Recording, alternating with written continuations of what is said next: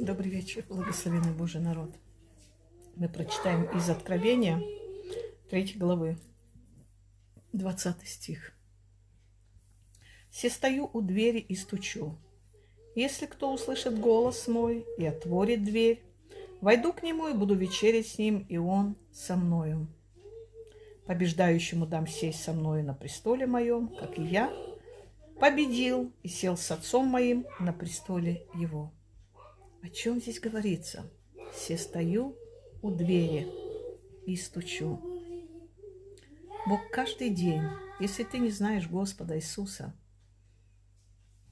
и если ты хочешь знать Его, Он стучит в твое сердце через тех людей, которые говорят Слово Божие, которые говорят истину, которые говорят тебе: покайся, Бог любит тебя, я тебя люблю, потому что ты Божье дитя, ты создан по образу и подобию Божьему.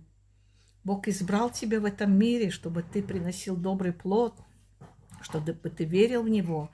И Он говорит: я стою у двери твоего сердца, я стучу в твое сердце, открой свое сердце, я войду и буду твоим Богом. Я войду и буду твоим Богом. Никакой другой Бог, ни которые боги есть в этом мире, никто не сможет войти в твое сердце, кроме Господа Небес, который описывается в Библии. Никто не сможет войти в твое сердце, только Бог Небес, Бог Иешуа.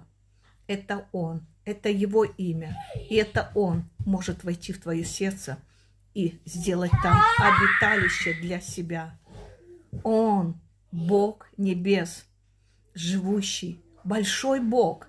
Он может поселиться в твоем маленьком сердечке и стать твоим Богом.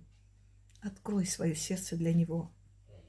И Он сказал: побеждающий дам сесть вместе со мною на престоле моем.